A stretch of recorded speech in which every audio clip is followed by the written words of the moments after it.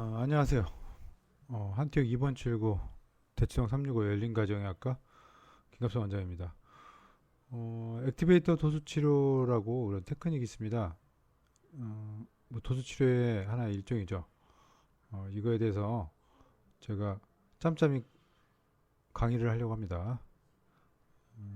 대표 우리 저뿐만 아니라 많은 선생님들이 액티베이터 도수치료에 대해서 이제 번역을 많이 하셨고요. 이제 여기 이제 저를 비롯해서 이렇게 많은 선생님들이 다 이렇게 어, 많은 의사 선생님들이 이제 참여하셨어요. 하셨습니다. 이분들에게 감사드리고요. 액티베이터 도치료에 이제 우리 대한의사협회 도수의학대책위원회 위원장이었던 충남대학교 이제 조강희 교수님께서도 이렇게 추천서를 이렇게 해주셨어요. 액티베이터 도수치료에 대해서 이제 역사도 있고 여러 가지가 있는데요. 이제 중요한 것만 이제 제가 짬짬이 이제 강의를 드리려고 해요. 액티베이터 도치료 뭐 소개가 여러 가지 있는데요. 뭐 소개라기보다는 이게 이제 도수치료 중에서 가장 이제 늦게 생겼죠. 예, 생겼고 그 이전에는 뭐 이렇게 이제 카이로프랙틱 어저스트를 위해서 이제 초기에 이제 나무나 이런 걸 꿀려서 딱딱 치거나 이런 식으로 해서 이제 한 분들이고 그거에 대해서 이제 여러 선생님들이 이렇게 이제 카이로프랙터 이런 이제 기구를 이용해서 이제 교정하는 방법을 이렇게 많이 했습니다. 이런 게 쭉쭉 나오고 있고요. 이제 액티베이터라고 해서 이렇게 이제 이런 발달, 이런 기구에 대한 이런 발달사 그리고 이런 기법 같은 게 이제 어떻게 발전했는지에 대해서 이제 소개가 되어 있습니다. 쭉쭉 되어 있어요. 이게 이제 접니다. 카이로프락틱의 과학이라고 해서 도치료 이해를 보면 이제 원칙이 있어요.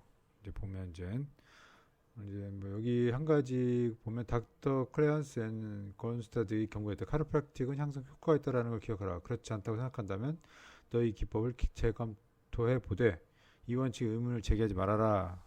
라는 이런 원칙이 있어요. 그러니까 신념을 갖고 하라는 얘기죠. 신념을 갖고. 또 하나는 이제 의학은 항상 효과가 있는 것을 기억하라. 만약 그렇지 않다고 보면 너희 적용을 즉 재검토해라. 하지만 이 원칙의 의미를 제기하지 말아라. 라는 와 같이 이 메디신이라는 것이 뭘 의미하는지를 이제 살짝 얘기하고 있고요. 우리 그 카이로프랙틱 같은 경우는 이제 신경학적 원리가 있는데요. 신경학적 원리는 여기서 보면 1차 구심성 신경 섬유의 방출에 기인한다라고 되어 있어요. 이거의 핵심은 뉴런입니다. 이러한 기계적 중지술, 즉 카이로프랙틱을 도수치료하던 어떠한 이제 도구를 이용해서 자극을 주던 가장 민감하게 반응하는 것은 결국에는 뉴런이다. 즉 신경의 뉴런이다. 신경의 뉴런이 뭐냐? 1차 구심 뉴런이라고 있는데요. 이것은 이제 근방추, 즉 척추 주위에 있는 근육을 관장하는 하나의 고유 감각계의 신경 활동을 이제 도수치료에서 활성화되는 거죠. 그래서 척추 도수치료는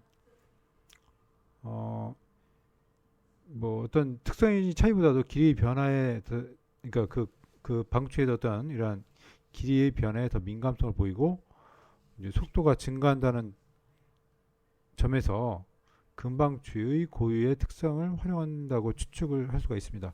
그래서 이것은 근방추의 방전을 의미해요. 방전이 척추 도수 치료에 유익한 효과를 이끌어내는 꼭 필요한 거다라는 거. 그리고 이제 중간에 보면 시냅스의 기능이 사용 의존적이고 동시에 주파수 의존적이라는 데 있다라는 게 있습니다. 네, 넘어가겠습니다. 그리고 32쪽 보면 A알파와 C섬유의 고유파 자극 및 척추 시냅스의 전달에 영향을 미친다라고 되어 있어요. 이거는 뭐냐면 이 효과가 감각 활성, 이후 최대 1시간까지 지속될 수가 있다라는 겁니다. A 델타와 C 섬유는 느리고 수동적인 기회적 부하에 반응한다고 알려져 있어요. 그래서 여러 연구를 해서 결국에는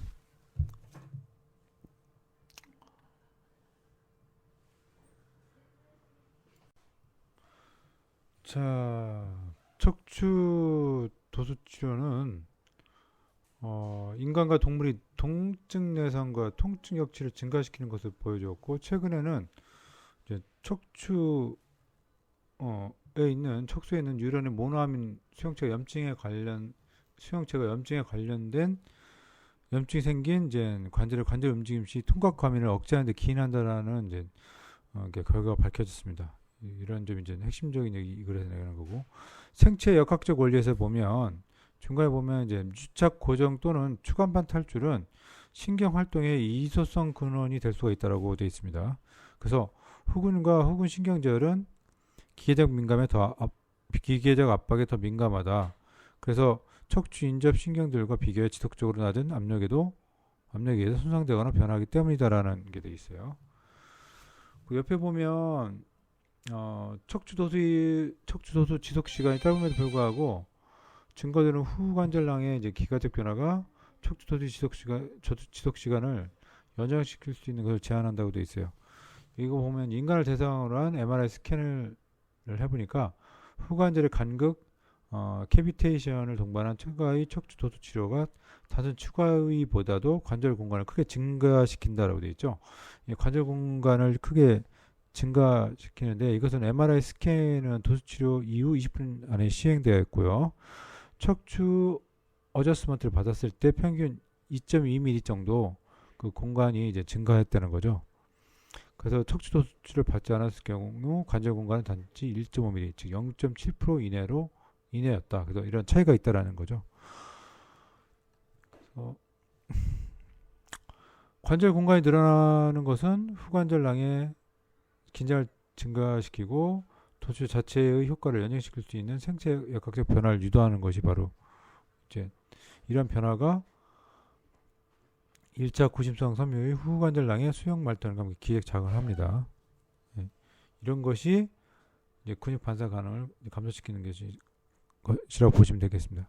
물리화학적 원칙 보면 중간에 이제 세포의 접합부에서 가해지는 힘과 세포 내부의 함투합, 그리고 세포 골격으로부터 가해지는 힘, 그리고 생화학적 과정을 직접적으로 활성시키는 기획 변화에 의해서 능력 사이 장력의 균형을 포함하고 있다는 걸 좀 이해하셔야 되고요. 기계적 변화는 활동 변화로 전환된다. 그리고 몇몇 세포의 활성은 성장 분화, 세포 사멸, 운동성, 마구간, 신호전달 체계, 운전자 변화를 포함한 핵의 활성과 같은 세포막의 기계적 변화와 영향을 받는다라고 되어 있습니다. 이것이 좀 핵심이고요. 그래서 생화학적인 프로세스를 통해 설명되지만 기계적 변화는 세포 활동의 변화의 가장 중요한 원인이라고 되어 있어요. 이게 이제 제 2장까지에 대한 핵심적인 내용이었습니다. 그리고 제 3장은 이제 손과 기술에 기반한 도수 치료와 힘의 크기와 작용 시간의 변동성인데요. 이거는 이제 여기서도 얘기했지만 도수 치료 변동성을 줄이는 한 가지 방법은 기구를 통해 표준화된 방법을 사용하는 것이다. 라고 했어요. 그래가지고 이러한 기구를 통해서 어떠한 계측을 가능하게끔 한자. 이제 그게 이 책의 내용이고요. 결과적으로 손으로 가한 경우가 기구로 힘을 가한 경우보다 힘의 크기가 크고 지속시간이 더 길었다 라는 얘기 있지만, 손으로 힘을 가했을 때 힘의 크기가 더 크지만 평균값에서의 편차가 더 크기 때문에 우리는 기구를 사용해서 하는 것들이 변동성이 다르지 않게, 즉 어떤 균일된 치료를 할 수 있다라는 거죠. 그래서 힘 작용 시간에 있어서 충격 기구를 사용하거나 도수 치료를 했을 때 오퍼레이션 내 변동성은 오히려 유의미하게 차이가 났다라는 점. 이게 이제 여기에서 이제 나온 이제 얘기입니다. 그래서 결과적으로 보면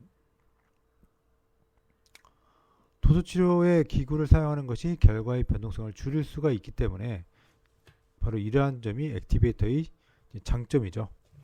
장점이고 그거에 대한 이제 뭐 통계학적 사실 같은 거를 이제 현재 밝혀져 있는 것 같습니다. 그래서 이러한 오퍼레이션 간 변동성을 감안하지 않고 기구의 우열성을 말한 이전의 주장은 이제 신중해야 되겠다 하는 겁니다. 예, 그 통증 메커니즘이 있는데요. 통증 메커니즘과 조절은 다음 시간에 제가 하겠습니다. 대두통 365 열린가정의학과 김갑수 원장이었고요. 이 책을 간단히 이제 구입을 하셔가지고 이 책을 이제 북리딩하는 시간을 간단히 갖는 겁니다. 그래서 여러분들도 책을 보면서 도수치료에 대해서 공부를 하셨으면 좋겠습니다. 이상입니다. 감사합니다.